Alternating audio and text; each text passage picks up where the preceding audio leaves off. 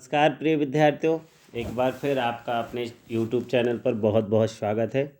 प्रिय विद्यार्थियों, आज हम अध्ययन करने वाले हैं कक्षा 9th हिंदी आ के क्षितिज की एक कविता ग्रामश्री, जिसको लिखा है सुमित्रानंदन पंत जी ने। एक संक्षिप्त सा परिचय। सुमित्रानंदन पंत जी, जिनका जन्म सन 1900 में उत्तरांचल के अल्मोड़ा ज़िले में हुआ। शिक्षा इन्होंने बनारस और इलाहाबाद से प्राप्त की और फिर ये छायावाद आपके आधार स्तंभों में इनका नाम आता है। जो 4 आधार स्तंभ हैं, सुमित्रानंदन पंत, सूर्यकांत त्रिपाठी निराला, महादेवी वर्मा और जयशंकर प्रसाद, तो उनमें से ये एक हैं।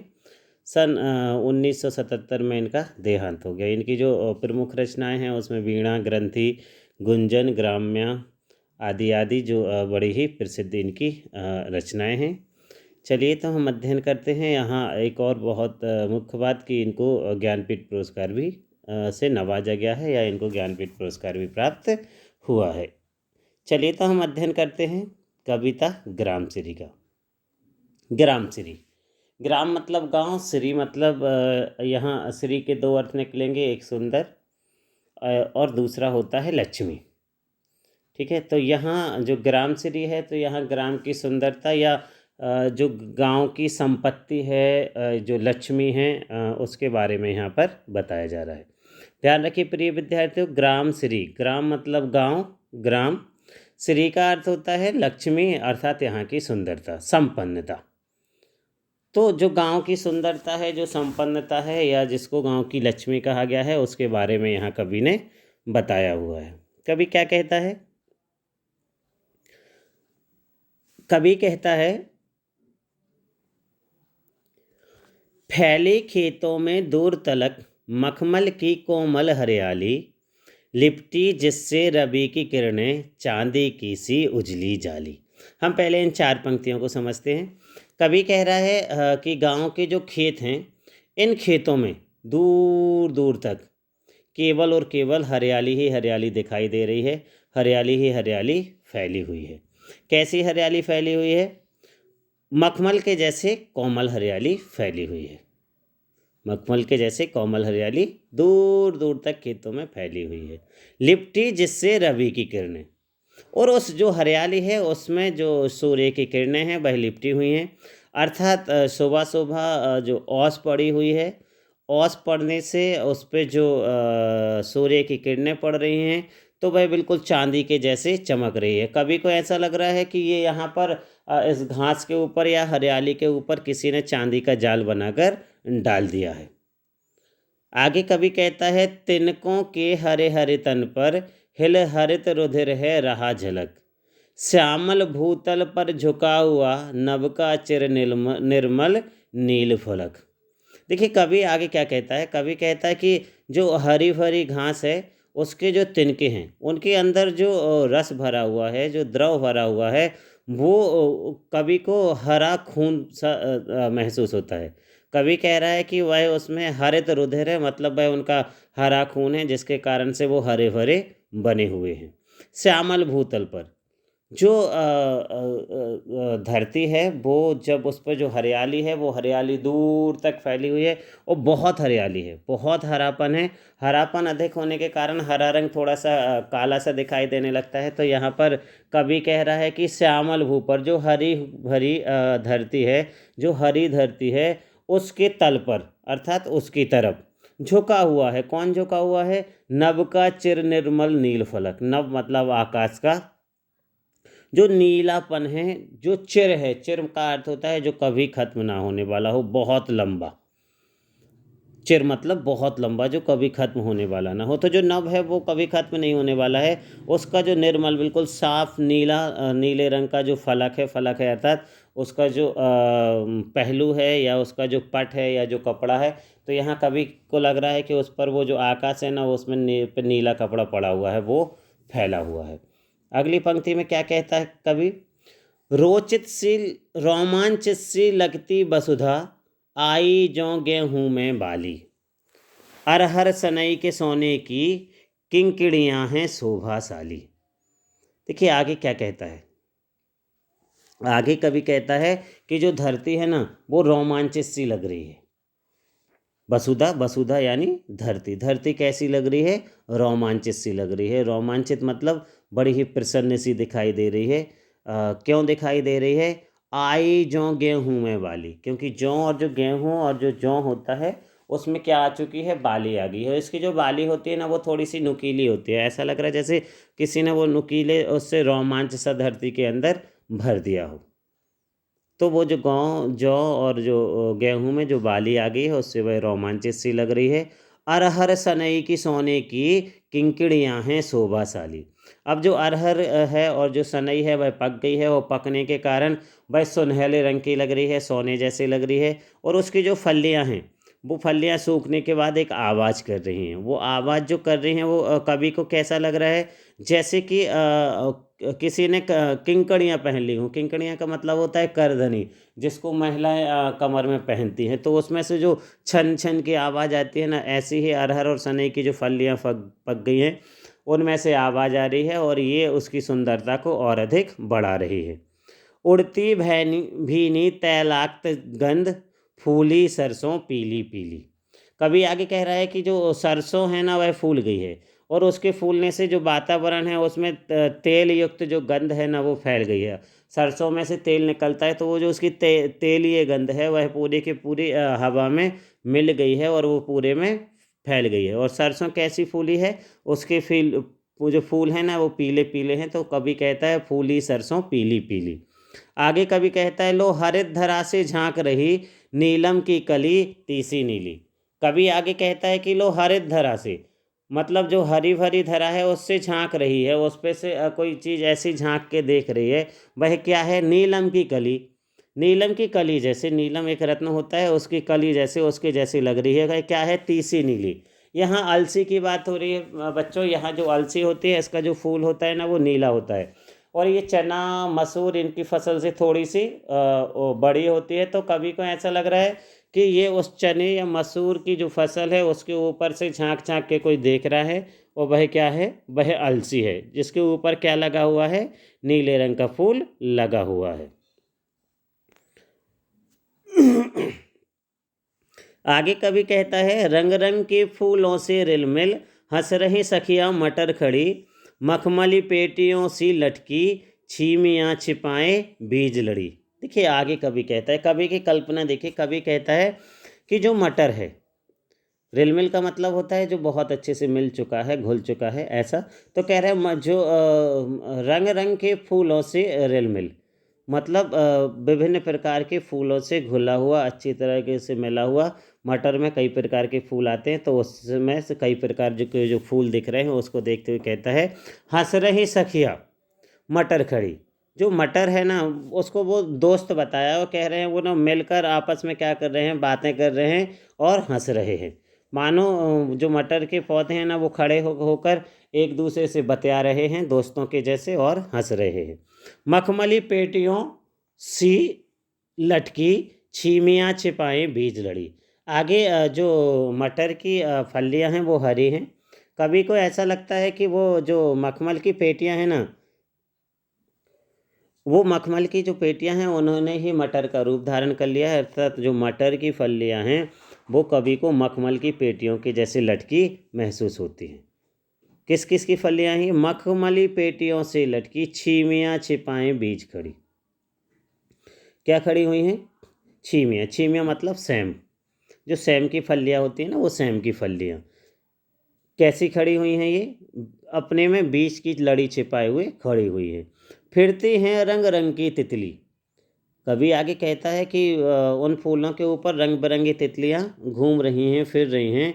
रंग रंग के फूलों पर, सुंदर जो रंग बिरंगे फूल हैं उनके ऊपर ये जो तितलियां हैं ना इनको ये घूम रही हैं, उन पर उड़ रही हैं। और कैसा लगता है? और कभी आगे क्या कहता है उसको कैसा लगता है? फूले फिरते हैं फूल स्वयं, उड़ उड़ वृंतों से वृंतों पर। कभी आगे कह रहा है कि जो फूल है ना ऐसा लग रहा है उसको जैसे स्वयं वह उड़ उड़ कर एक पौधे से दूसरे पौधे पर जा रहे हैं और गिर रहे हैं। अर्थात उसको चारों तरफ केवल फूल ही फूल दिखाई दे रहे हैं।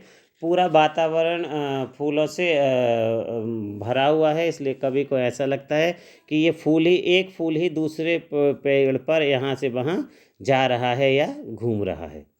आगे कवि क्या कहता है, अब रजत स्वर्ण मंजरियों से लद गई आम्र तरु की डाली। कवि आगे कह रहा है कि वसंत ऋतु आ गई है और जो आम के पेड़ हैं उनके ऊपर जो फूल हैं वह आ गए हैं, जो बौर है वह आ गया है। और जो आम का बौर है वो कैसे दिखाई दे रहा है, अब रजत स्वर्ण मंजरियों से। रजत मतलब चांदी और स्वर्ण मतलब सोना।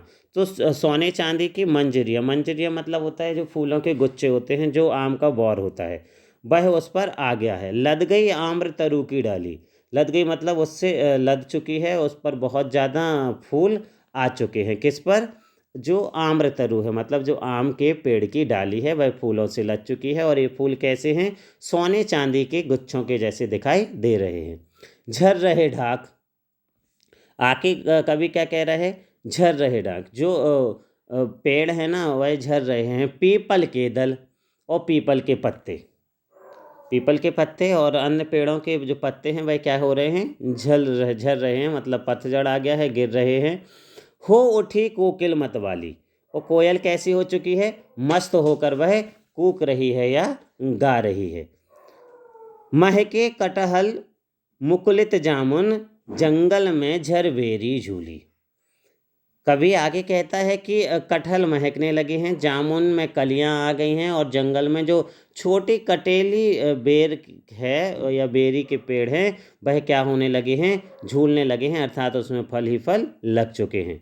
फूले आलू आड़ू नींबू दाड़िम, आलू गोभी बैगन मूली। कभी आगे कहता है कि जो आड़ू हैं, नींबू हैं और दाड़िम अर्थात अनार है, ये सारे के सारे क्या हो चुके हैं, इनके पेड़ फूल चुके हैं। और क्या क्या फूल चुका है, आलू गोभी और मैगन, जो बैगन है, जो मूली है, इन सारे सब्जियों के जो जो पौधे हैं इन सब पर फूल आ चुके हैं, अर्थात चारों तरफ फूल ही फूल दिखाई दे रहे हैं। आगे कभी कहता है, पीले मीठे अमरूदों में अब लाल लाल चित्तियाँ पड़ी। कभी आगे कह रहा है कि जो अमरूद हैं वो पक गए हैं, और पकने पर उसमें जो लाल लाल निशान आ जाते हैं वो लाल लाल निशान उसमें आ गए हैं। पक गए सुनहले मधुर बेर, और जो बेर हैं अब वह भी पक चुके हैं। अम्बली से तरु की डाली जड़ी, और जो आंवले हैं उससे वो जो पेड़ की डाली है वो ऐसा लग रहा है जैसे जड़ चुके हैं। लह लह पालक मह मह धनिया, लौकी यो सैम फली फैली, मखमली मटर हुए लाल, मिर्चों की बड़ी हरी थैली। कभी आगे कहता है कि जो आंवले हैं उसकी डाली में क्या आ चुके हैं, उसकी डाली में फल लग चुके हैं, वो जड़ चुके हैं। जो मटर है वो मटर क्या हो चुकी है, मटर महकने लगी है। ठीक है, सॉरी, जो लह लह पालक, जो पालक है वो हरी हरी लहलहा रही है। धनिया महक उठी है, लौकी और सैम भी फल फूल चुकी है, और वह पूरे में वो फैली हुई है, उसकी जो बल है वो पूरे में फैली हुई है। आगे कभी क्या कहता है, मखमली मटर टमाटर हुए लाल, जो हरे टमाटर थे अब वो लाल हो चुके हैं, और जो मिर्चें थी वो बड़ी बड़ी होकर थैली के जैसे, हरी हरी थैली के जैसे उसको दिखाई दे रही है। आगे कभी क्या कहता है, बालू के सांपों से अंकित गंगा की सतरंगी रेती। कभी आगे कहता है कि गंगा के तट पर जो रंग बिरंगी रेत फैली हुई है उस पर जैसे ही हवा लगी है तो हवा से उस पर ना एक आकृति बन गई है। वो आकृति किसकी है, कभी को ऐसे लगता है जैसे भाई सांपों की आकृति हो, वहाँ से सांप निकल गए हों। सुंदर लगती सरपट छाई, आगे कभी कहता है कि जो सुंदर लग रही है, जो लंबी लंबी जो घास वहाँ पर छाई हुई है वह कैसी लग रही है, सुंदर लग रही है। तट पर तरबूजों की खेती, जो तट है ना उन पर तरबूजों की जो खेती लगी हुई है, जो खेत वो जो बल उसकी छाई हुई है, बेल उसकी छाई हुई है, वह बड़ी ही सुंदर लग रही है। अंगुली से कंघी से, अंगुली की कंघी से बगुले कलगी संवारते हैं कोई। आगे कभी कह रहा है कि जो पानी में खड़ा हुआ जो बगुला है, जो मछली को पकड़ने के लिए खड़ा है, वह अपनी अंगुली से अपने कलगी को संवार रहा है, अपने बालों को संभाल रहा है। और क्या होता है, तैरते जल में सुरखाब पुलिन पर मगरौठी रहती सोई। कवि आगे कह रहा है कि जो तैरता हुआ बहता हुआ जल है उसमें एक सुरखाब एक पक्षी होता है। क्या होता है? एक पक्षी होता है। वह क्या कर रहा है? वह तैर रहा है, उसमें तैर रहा है पानी में। ठीक है, आगे क्या कह रहा है? और तट पर मंगरोठी है सोई। तट पर कौन सोया हुआ है? मंगरोठी सोई हुई है या आराम कर रही है। आगे कवि कहता है हंसमुख हरियाली हिम आतप सुख से अलसाए से सोई।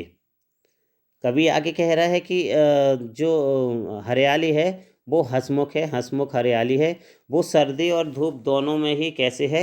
अलसाई सी सोई हुई है। मतलब उसको सर्दी लग रही है, उसमें जैसे ही उसको ठंड में जिस प्रकार धूप मिल जाए ना तो आलस आ जाता है, तो ऐसे ही लग रहा है जैसे ठंड में उसको धूप मिलने से उसमें आलस आ गया है और वह सो गई है, अलसा कर सो गई है। भींगी अंधियाली की मैं निसी की। अब कवि आगे कह रहा है कि भींगी अंधियाली में निसी की। अंधियाली मतलब अंधेरी, निसी मतलब रात।